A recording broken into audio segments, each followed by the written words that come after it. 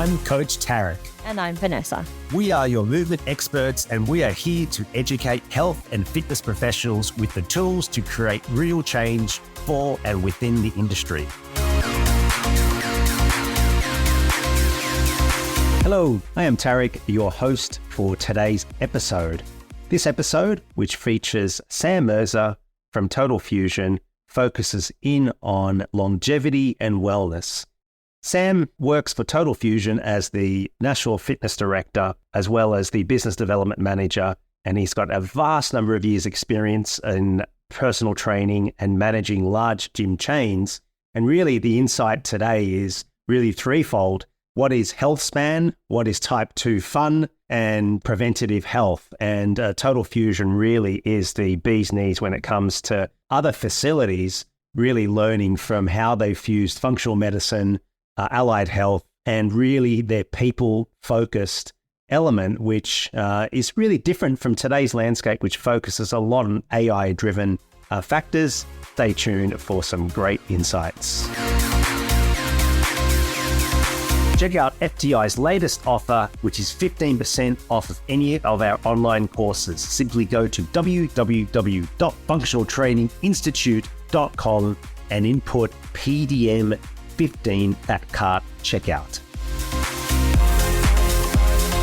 Today is Sam Merza. Sam, who heads up Total Fusion as the National Fitness Manager, as well as the Business Development Manager. I know Sam very well. He's been in the fitness landscape in Australia for many years, and I believe including the UK. And so Sam's got a really rich tapestry of background as, of course, a personal trainer, and then moving into management, where he's done a stellar job really steering this incredible brand called Total Fusion, which is Australia's largest health, wellness, you can't even call it a gym, but facility in Australia. And it really, par none, the best I've ever seen as well. So I'm sure there's other great facilities, but this is just tremendous. Sam will talk more about that. So Sam, how are you doing today anyway? I am fantastic. It's lovely to be here. Thank you, Tarek. I really appreciate your time and having me on. I haven't had quite that introduction before, so I feel honoured to have such a lovely walk through kind of what I've been doing and where we're at the moment. And like you say, the Total Fusion brand is a little bit crazy. It's kind of it's a precinct, it's a beast, but we'll kind of touch on some of those things later. But very lucky and very happy to be here. Yeah, I'm thrilled too, mate. We're fortunate to have you on as well. And we're really looking forward to diving into this topic, really what we've titled it as longevity and wellness, and in particular looking at that for the 2024 health and fitness landscape. And if we dive into that, what do we really mean by longevity and wellness, and in light of this year and beyond, Sam? Yeah, it's a really interesting space that we're looking at the moment. And I think all of the major players in the industry and even the smaller kind of boutique single person operators have realized that longevity, health, wellness are kind of key words that people are looking at. Now, as to what that actually means, each individual has a slightly different idea of that. I think where we look at it is around, I guess, what you would class as health span. So that is the span of your life in which you have great health. And so for most people, as they're moving through, they're thinking about the now, maybe the next 5 years. And they may not be thinking about when they're 60 or 70, which are also really vital times. Like for most people now, when you retire, you might still have 30 or 40 years of your life left to do something, especially those that want to retire a little bit early, right? You work really hard, you've put together your family unit, and then they've kind of grown up and moved out, and now you're 50, 55, and what next? And people are, forgetting about the next 40 years sometimes of their life. So when we talk about health span, it's can you, I guess, function and operate at optimized health like a 30, 40, 50-year-old when you're 60, 70, 80, and I guess onwards being functionally fit and healthy. And those things are becoming really important to people right now. So from a longevity perspective, that's probably what it looks like. From a wellness perspective, there's two elements to it, right? There's the physical health and there's the mental health, and there's spiritual health as well, I guess, when you look at it holistically. So those all play a part, and everyone's fed slightly differently by those elements and by those, I guess, the attributes they're looking for in their personal journey. But it's a really exciting space. It's, it's kind of cutting edge in many ways. There's lots happening. and we're trying to, keep a head above water, try and stay on the crest of the wave and find out what people are interested in, what's coming next, and what they're after when they think of their personal longevity as well. So, yeah, it's a great space to be in. Yeah, and if we can dive into the kind of the ecosystem, the functioning of that in Total Fusion, you've got anyone from, a personal trainer to a functional doctor, anything else in between. So, how does that become symbiotic and really synergistic, if you will, particularly looking at it from a perspective of what the next 5 years holds in this space? Yeah, for sure. The trend, I think, at the moment is for most facilities to chase that multi-purpose use. The industry is looking not only for just the gym where you can go and do your exercise, and it's not maybe looking for only the yoga studio where you can go and do your yoga on your own. It's looking for everything under one roof. And what we've done is take that to the extreme, but it's also a model, it may be new in Australia, but it's fairly well established in places like America especially. And so, we start at the top with our doctor, functional medicine, movement health, but really looking at it from a scientific and medical background. So from blood pathology to whole body MRIs to, gene testing, all of these things are key in a lot of what we're seeing globally in the market right now. It's that personalized, unique approach to health. And that's only going to get stronger over the next, 5 years, 10 years and onwards. Is people are expecting more personalization, and the industry is getting a little bit more savvy. The consumer knows more. They spend a lot of time online, and you get loads of information online. The challenge is always, what's true for you and what isn't completely accurate for you. And there's obviously a lot of information out there, and you got to try and read between the lines sometimes to find out what's working for someone and what's not. So the doctors, the top of the food chain when we look at it, the physiotherapist, the dietitian, the exercise physiologist, these are all key allied health practitioners that support all of our members, but also the general communities where we work in. So for these services, we're not restricting them just to our doctor. That only solves the problem of, 4,000 or 5,000 people within our facility. We want to open it to everyone in the local community. We are actually talking to a psychologist who we're going to bring on board as well, an osteo to work with us. I'm looking at an EP who specializes in women's health. So what we're trying to do is really create a dynamic team. So no matter your personal journey, you're looked after within our facility. The majority of people will still use our kind of boutique group training environment that we have. Multiple different rooms, multiple different spaces. Like, the trend really is hot at the moment in Reformer Pilates. That's massive. We've got 2 Reformer Pilates studios. Yeah, that's always going to be a big driver for many people. We've got 17 or 18 personal trainers at one of our sites here looking after, hundreds of members. So each of these elements benefit the other. And because it's all in-house, the team are really comfy referring to and from. You've been in the industry a long time. The fear from the PT is they refer out to the physio. That person doesn't come back. The fear from the physio is they don't know how good the PT is. So they're nervous about referring in. When everyone's under one roof and there's cross-development, which we encourage, then we're really comfy cross-referring because the physio knows that the personal trainer has the skills to look after their, that person, that client once they've finished. And then the PT might refer through to the dietitian because they can work together in-house for that person's results. And that holistic approach to health within under one roof is really where things are driving to in the next 5 years. Add on top of that, aesthetic part of the industry, which while the initial reaction might be, this is a superficial element, or, health is internal as well as external, which is all very true. Mental health is hugely important as something that's really driving the market. And that comes from how you look and how you feel. And so we have a full spa, like a 700 square meter spa facility here, for example.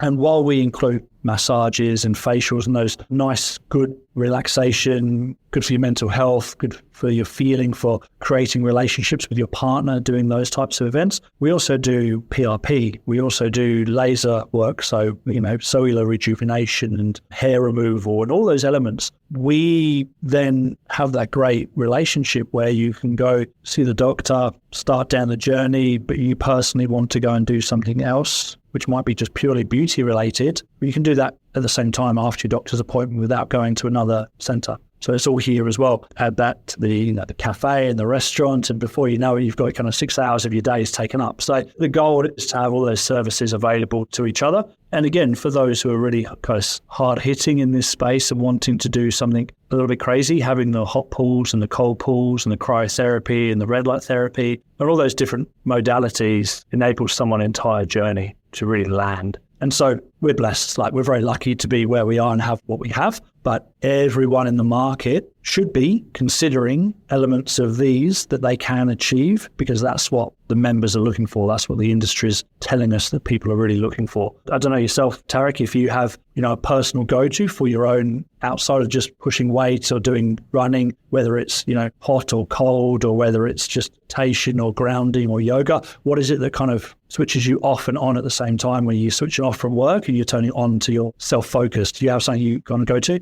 Yeah, absolutely. I mean, I'm blessed. I've got a gym that I've, work out of from this office over to the gym. I've got a pool, so I do underwater training. And I've managed on this island, Koh Samui, where I live, to really network with some really high performers. So a breathwork specialist, former professional boxer, and also free diver. So him and I have become good friends, and I've learned a lot from him with breathwork. So that kind of then has enabled me to be empowered on that journey, doing ice baths as well. But I think definitely a network is crucial. And that's one example on this island that's enabled me to kind of really fine tune some high performance habits. So, I think each individual will gravitate to something, or at least align with someone who's an expert. And so, yeah, I think, that's a very good insight, because in the end, whether it's under one roof or whether you need to, kind of fish for it, if you like, it's important for folk to kind of think, well, what is it that they want to be better at? Let's say it's movement focused, or it's health and well-being if we stick to this.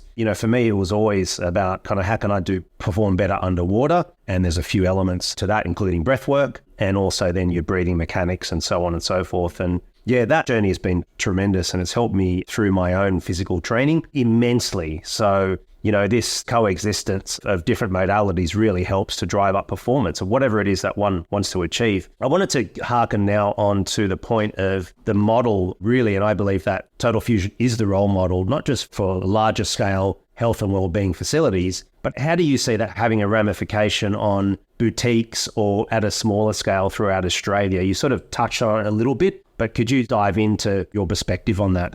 Yeah, I guess we can start going back to kind of what you said, which is around your breathwork focus, right? That's important for you. You found an individual that was able to support you with that. But like you said, it really flows across the other areas of your life. And you mentioned training. It's been beneficial for your training, which obviously we know breathwork is very vital for how we exercise, how we train when we're lifting weights or doing cardiovascular work or anything in between. The best thing that I have seen through having the multiple modalities that we have and that most businesses are now looking to get is that they all cross-pollinate in some way. They all support the other. And so it's probably old news to a lot of your listeners who are going to be fairly savvy, but we know the cold therapy stress that you're exposed to almost, helps support that hardening of your system to deal with stress. My doctor calls it type 2 fun. So type 2 fun is, have you heard of that before, that phrase?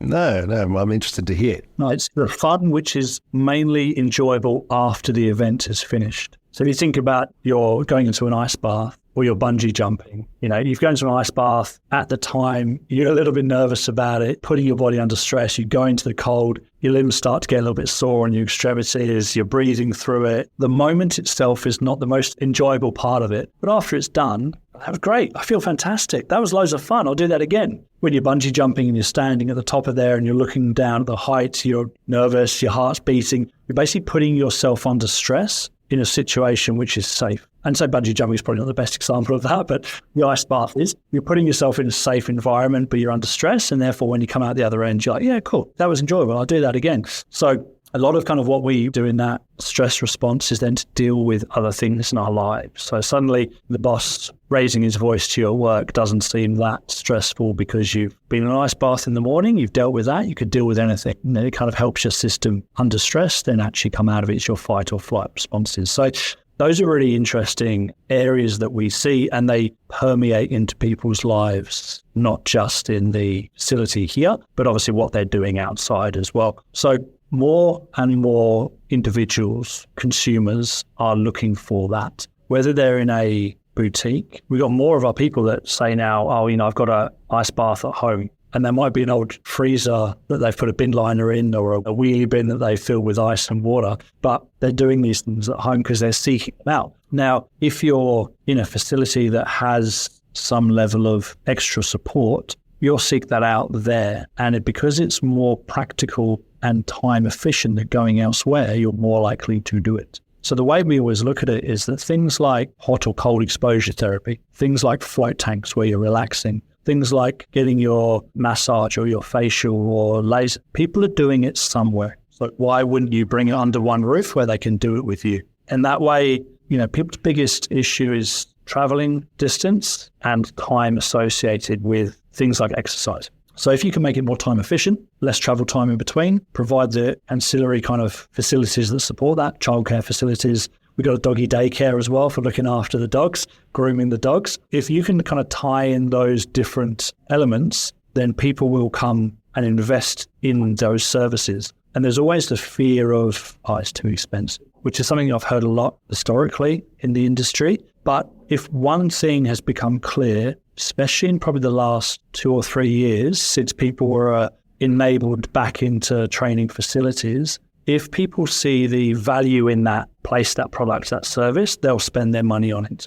Even now when, interest levels are doing what they're doing, interest rates are doing what they're doing, and, cost per living is going up, we have massive percentages of our database are under 35 and they're spending, the real top end of what the industry here in Australia charges because they see value in the overall service. And that doesn't have to be in a massive facility like we have, and we're lucky enough to have. That could be I've seen many very successful facilities start to put in 1 infrared sauna, 1 cold plunge, 2 or 3 like massage chairs. Those are like the easy to do things. Wet areas become a bit more challenging, but the dry wellness and recovery areas are probably the first port of call that most small boutiques are finding work. And also there used to be, more of a concern around what is that thing? There was less awareness of certain products out there. There was, you go and see a certain type of vibration gun, like a percussion gun's a great example. When they first came onto the market, no one knew what this device was. It was this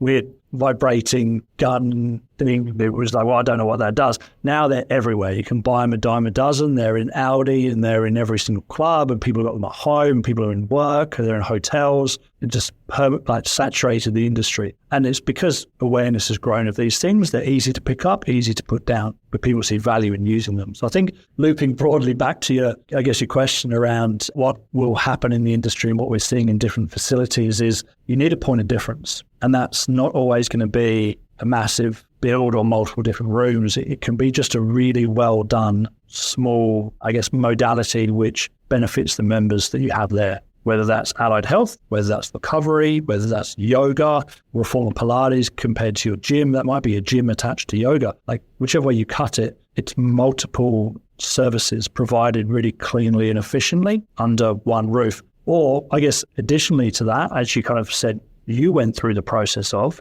building partnerships. So does the site that you're in, that you're training at, have those partnerships recommended and established? So you don't have to go seeking a breathwork, or you don't have to go seeking a functional doctor or a physiotherapist, but the site has those people in their little black book that they can go, hey, this is who we recommend. This person's been great for our members. This is a great service. So it's all on hand. And if you can't provide those services under one roof, you can outsource them because members don't just want that one thing. They're still going to come back. Yeah, it's a good point, Sam. I've had 2 gyms that I sold out of in Australia, and the biggest lessons, or at least one of the biggest lessons I've taken from it, is to really do the groundwork in networking and finding out what you do best. And then if in the event you don't have the capacity to add in those extra services, like a total fusion, that's a grand example, right? So if we sort of zoom into the smaller boutique, let's say, facilities, to actually do the groundwork initially and just understand your demographics, understand who's operating professionally in that health, wellness, fitness space, and indeed understanding your avatar as well of that client who you really desire in your facility. But yeah, that's a very good point. And my lesson from that is to really investigate and do the research and groundwork as you're opening up the facility. Whereas in previously, it was an afterthought. It was like, oh, it's a good idea to maybe try to network, and it kind of, you playing catch up and it becomes reactive. So that's a very, very good point. That collaboration needs to be done at the grassroots level, if indeed you're out there as coaches, entrepreneurs who are wanting to get into this space. But those who are already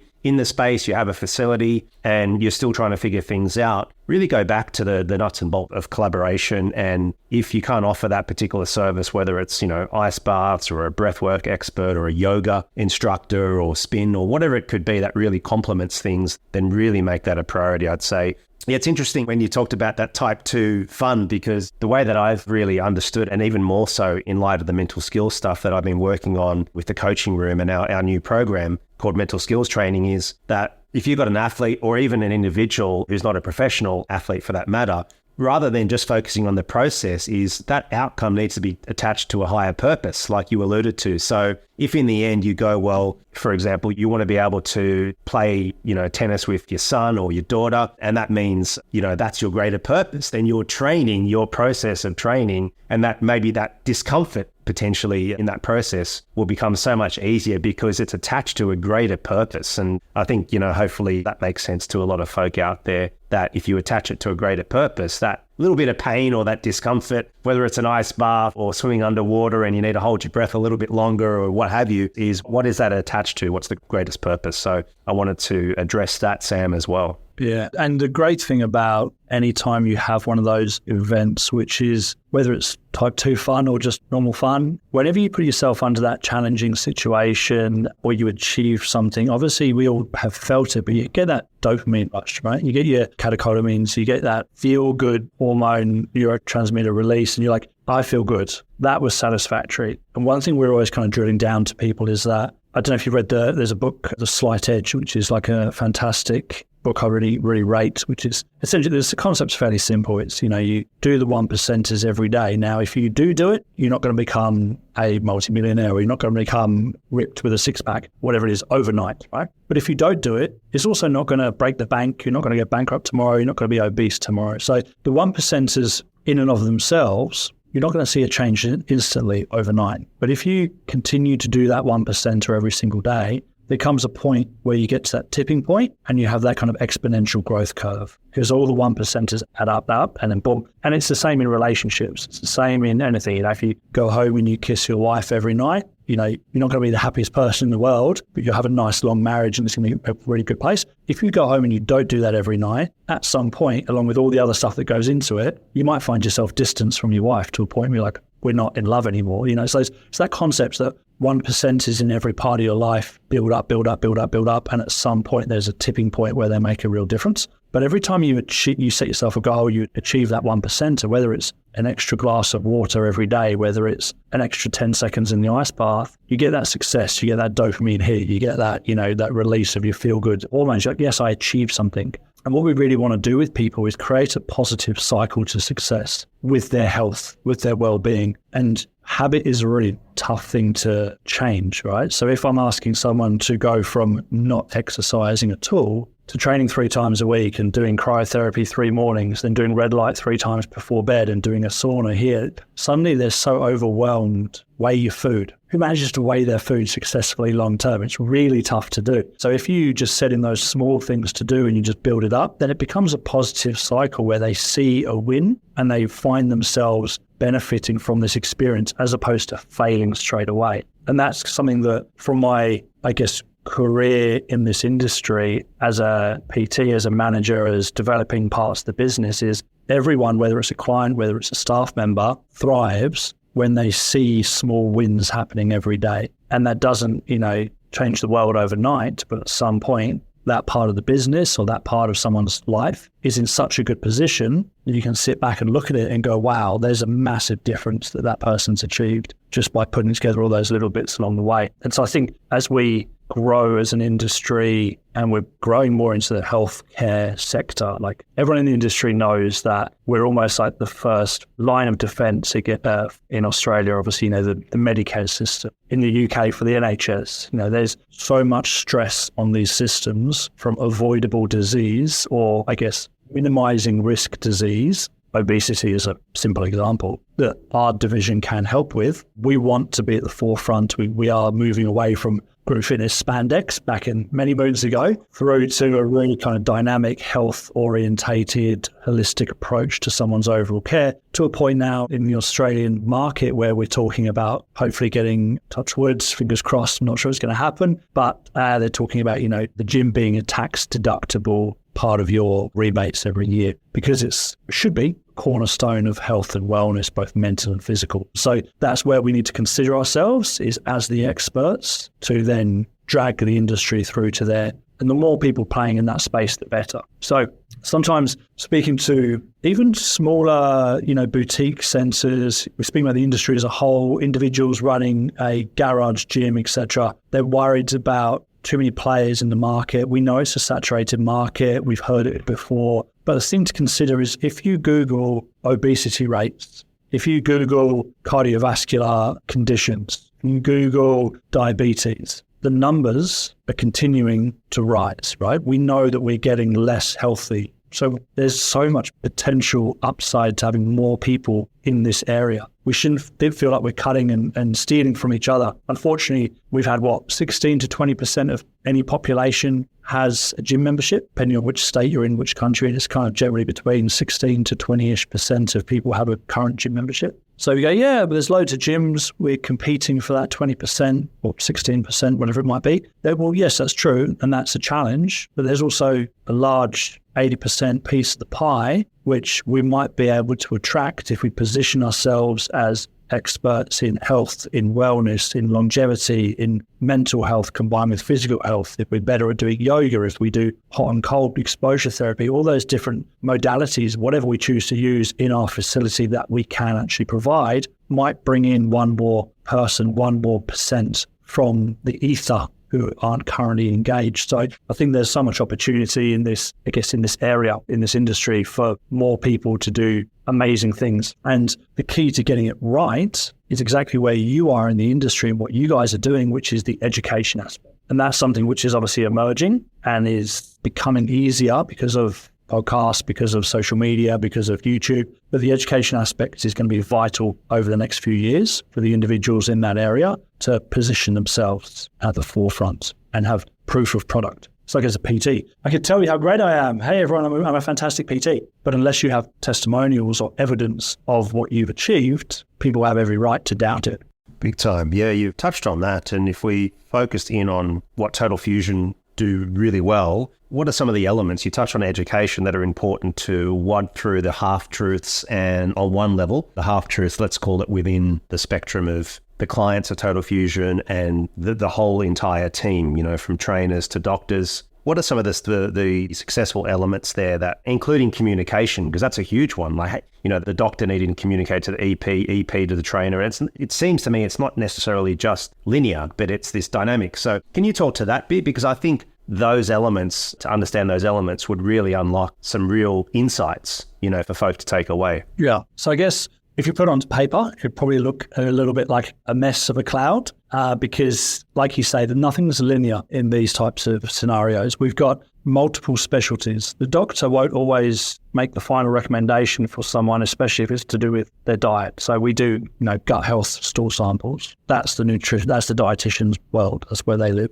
VO2 max testing, that's the physio or the exercise physiologist. Someone might see, as part of their journey, 3 or 4 different people to actually kick off their journey. So we know from every different expert what the final outcome for that person might need to be. The doctor does rounding, like if you do your medical rounds on the ward, it's the same sort of thing. We do rounding with our clients who are part of our concierge program, which is kind of the end goal for longevity and health and wellness. It's that kind of comprehensive doctor in your back pocket, 12 months type scenario where you're doing all of these different tests. You're getting a real insight into what you are and aren't able to do and what your body's telling you and kind of what the future holds. But then from an education perspective, we've got a couple of elements to it. One is obviously internal cross education, where the physio will speak to the PTs. We do formalized training for that, not just ad hoc conversations, as structured training, or time slots where they come in and deliver content. My physio at one of my clubs, for example, is basically every once a month. He started from the ground, so from the feet and the ankles, and he's working up the body in joints of education along the way. So that's kind of where he's delivering some of that content. Then we have professional development. So the allied health team have a budget within their contracts to engage in professional development. They'll choose an area which they are interested in. We'll look at that from a business and go, yes, we believe that that is great for the business. So it's going to actually complement who we have here. So whether one of our guys wanted to go and do a golf swing kind of training stuff. So that really suited one of our clubs, which has a relationship with the golf club. So cool, that'll work really well. And then for the bulk of our staff, so our group fitness. Our group fitness staff are exceptional. A lot of what we do, well, everything that we do is self-delivered. So it's written, programmed, trained in-house. We don't have external companies, like in normal kind of group fitness that I've been in before, where you have company that just sends you a track or whatever.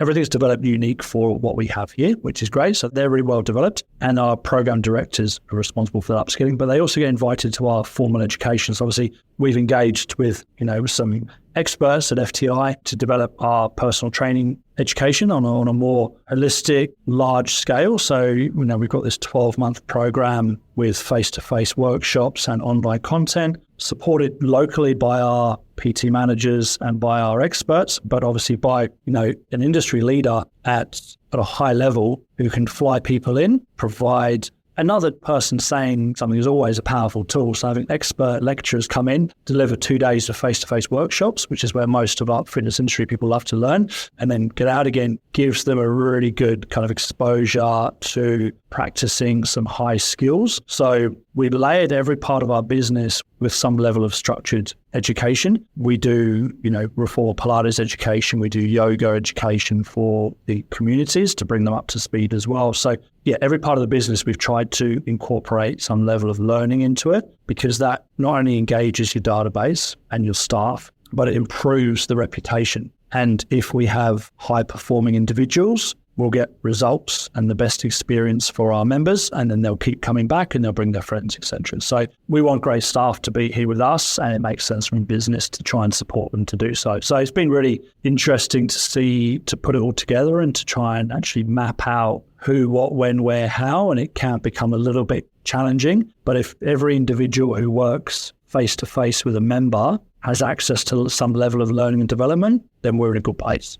Yeah. And you alluded to experience. I mean, if you guys know your outcomes, right, and then you've worked backwards from that with ultimate planning and not just departments that don't speak with each other, it's one organism, which is incredible. To me, it's dynamic, it's flexible. I mean, I've witnessed it, and I've been there many times. And I believe, like we've discussed earlier, that it can be, and I think to a degree probably is happening at a small scale, but could really be the catalyst for others out there, whether they're on a much smaller scale where you need to collaborate with others and do that groundwork. I think the example is there, and particularly at a big level where things can really get broken down easy. I've worked in many big chains across the globe, if you like, if you want to call it a globe or a flat earth. And I've worked with big chains, and sometimes they don't get along. The group instructors don't know what's going on between them and the personal trainers, but it just seems that everyone has their role to play. Yeah, they're all significant. It's not, the superior medical doctors and a chain in command. And I've talked to many folk in your place too, and I think that's a great aspiration and a really,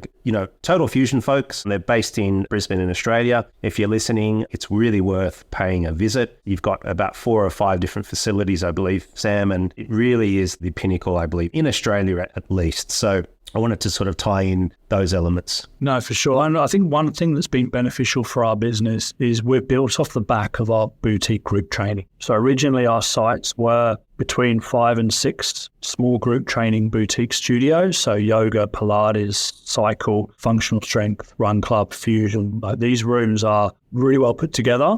They're group training. They're a high entry point still in terms of price because they were done so well. But that's the backbone of the business, and it still is in many ways. The massive gyms, so we've got 3 of them are kind of the Springfield, Morningside and Newstead, which is our Platinum site, are huge facilities. You talk about pools and wet areas, thousands of square feet of facility and gym, etc. They came off the back of the success that our group fitness team drove. And therefore, we have everything owed to that part of the business. So the respect internally is there. Whereas in other businesses, maybe we're a gym first and group training second, that may not be the case. Like if I look at my club here, we've got over 300 classes a week. That's a huge investment in time and resources, but we service thousands of members within those classes. So it's really important for that. What we're looking obviously to do in the future as we scale. So we've got sites dotted around interstate within Queensland, within Brisbane, that are all kind of bubbling away, that we're looking at when they're going to go in the next kind of, 6, 12, 18, 24 months, which is a fantastic place to be. But sometimes you try and work out what scale looks like for this. And I think what we kind of worked out is that there's not a cookie cutter approach here. I know many businesses in the past, and obviously the owner of Total Fusion, Leon McNeice, who founded it, had done, Snuck in the past, and obviously Good Life, and they're fantastic brands in many ways. And the brands I've worked with in the past are fantastic. There's loads of good business out there. I guess we want them to work together. There's areas where we could go right next door to another facility and attract a different demographic, and everyone could be happy about it. That would be great. Like, I don't know if you've got it where you are, but a few places here in Brisbane where you've got mechanic after mechanic after mechanic after mechanic, and they're all next to each other in an area. That's how they kind of set themselves up, and they all do really well. Like, there doesn't have to be that kind of competing. When we're going and looking at different areas, though, what we're looking at is specific to that region, specific to that zone. What does that look like? Because not everywhere is going to be a 9,000 square meter facility like we have here. Some might be 4, 5, 6, 8. What are we going to have? Do we have massive group classes? Do we have a massive gym floor? Do we do a wellness space? Do we do a rooftop space? Are we doing day passes, or is it members only? Are we going to cap the membership? There's different ways to look at the model that still work. It's just about service. And where I believe the industry is at risk, if we're not careful, is we'll become so reliant on AI, as an example, on everything it can do, which is amazing, that we forget the people factor. And we staff massively highly in our business because we still believe that human interaction, community and connection are key and are going to be key for a long time. Yes, you might come in and you go and do your online program on the gym floor with your headphones in. That's okay, I get it. But we have, front house staff that are greeting you and saying, hello, we've got paid gym floor staff who are on the gym floor in case you need help with something. We've got cleaning staff who are working 24/7, actually keeping the facility clean and tidy, not just working in the nights, during the day. So you've always got people around to create that connection, that community. And I think that's something that can be tough to implement because of the fear of the cost of it. But I think if you get your staffing model right, that doesn't mean you have to staff massively highly, but if you get your staffing model right and your human interaction point right, your facility will really benefit from that, and you'll see growth in all areas of your business from having the right people in the right positions. Yeah, it's a great point, Sam, on that. It's easy to kind of go radically one way and then embrace AI, and then at the same time thinking, well, I'm going to save lots by, cutting back on staff if you're a smaller business, right? It is a fine line, and getting the systems right, the communication, getting the right people on the bus, as I heard it once said, is so important. And then taking them on this journey with you rather than sort of just letting them ride that bus and they're not knowing where to go. It's important that you help to navigate them. And then, the departments on a bigger scale or on a smaller scale, everyone kind of connects, everyone's unique, but they work as a team. And that's ultimately the goal we're discussing here. One element I did want to touch on is, and again, I'll get your perspective overall, but from a Total Fusion perspective and from a Sam Merza perspective, the social dynamic or social element of our health. How important is that to Total Fusion from your perspective? Yeah, so I guess I'll start with, we align quite closely, so I'll start with Total Fusion, but it kind of mimics my own, right? So for us as a brand, what we're trying to do is encourage social connection at every opportunity we can, down to the boss tells me off when I wear headphones on the gym floor because that way I can't say hello to people. I think we're actually in the middle of a couple of things at the moment. So we're doing an 8-week participation challenge, which we haven't run before, but the Brisbane Lions, who we're partnered with, so our Springfield sites are with the Lions, wanted to do something for the local community. I think we've got over 200 and something people signed up and good to go. We're another week away, 10 days away from closing. So we might get 250, 300 people. Everything that we're doing in that is around driving community and social interactions to try and get people into, learning, but we're learning with their peers. We're doing a bridge to Brisbane. So we've done a Tristan Hill, who you know, who's a fantastic educator and kind of head in the industry. He's one of my managers, and we're doing strength, running, mobility and recovery program for build up to the bridge to Brisbane. And we're going to put together teams for the bridge to Brisbane, which has not been released to market yet. So I don't think we're too much of an issue saying it here, but we're going to go out with that to try and, again, we're running, community runs, those types of things. We're trying to bring people together for social connection. You probably can't go too far on Instagram before you see someone in like a run club and, doing one of those kind of like walks with their friends or whatever it might be. So for us, it's really important. And it's, it's a vital part of it. The way we design our facilities are for multi-use. And by that, I mean my infrared sauna, my cold plunge, my hot plunge could be single person, but they're not. They're 4 people. Now, it doesn't mean you always can get 4 people in there. Some people want to do stuff on their own, but it allows that to happen if we needed to, or if people wanted to. The gym floor environment, one reason why we try and have staff around is to just say hello to people. Yes, they're there to tidy and to clean and to help with exercise, but we want that social connection to really be quite high. There's limits to that, like anywhere. You don't want people trying to hook up with each other in your facility, or you're on the rooftop. We've got saunas and steam rooms. We've got a snow room, which is a fun place to be. Nice cold weather in the middle of Brisbane. But you don't want to be in there in your own kind of quiet time and have someone in your space talking at you as well. So there's obviously management required of these situations, but I worry, for my young family, social connection seems to be getting a little bit less important because everyone does things online and they're, online gaming or online, like just texting, whatever it is to your friends. Whereas what we really see people flourish with their health, mental, physical, spiritual, is having those personal connections, whether it's here or in their personal lives, but we try and facilitate it here as well. So yeah, vitally important. We love it. Hopefully we're not a dying breed. No, well, you're growing your EQ, not just your KQ, your kinesthetic quotient. Now, this has been terrific. Some really great insight, Sam. One final question I'll ask before we wrap things up is, if you could change one thing about the health, fitness, wellness industry from today's perspective, what would it be? Oh, that's a good one. Interestingly, I was going to think on this. And so my initial gut reaction was, I guess, stem the tide of incorrect information. But there's a but in this one. Any information which drives people to try something that they wouldn't normally try in a positive way, so not peer pressure in a negative way, is good information, because you have an opportunity as an expert to set the record straight. So I know that the industry is littered with all sorts of, and I use the example from back in the day that I've always used, was like the 6-minute abs was a thing at one point, right? So if you remember those old campaigns that were a thing, it's like that everywhere, do this test and learn this about yourself, and then take this supplement and everything will change for you. Get so much energy, or,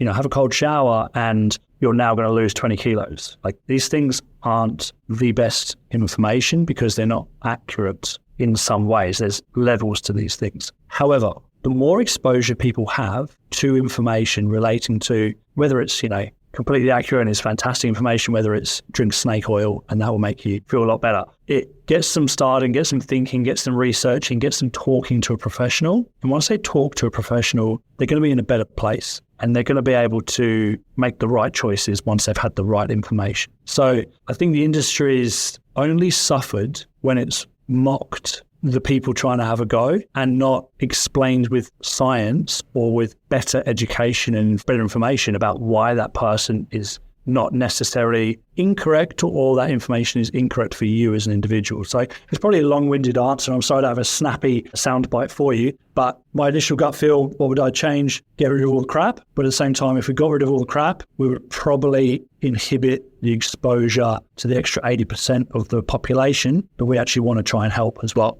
Big time. Yeah, it's a very creative industry too. So we want to kind of keep that creative license, but at the same time, wield it with, some discernment, education and collaboration. So very well said. So Sam, really, it's been incredible having you on, and appreciate you sharing your perspectives and of course sharing with us about the amazing Total Fusion and the great work that you've been doing. So appreciate that, and we'll look forward to having you on down the track once again. Absolutely. Appreciate your time and appreciate everything that you are doing, but also appreciate everyone out there in the industry who's just having a go, trying to help people. I think it's a great place to be and it's a fantastic industry to be in. So I look forward to many more adventures together.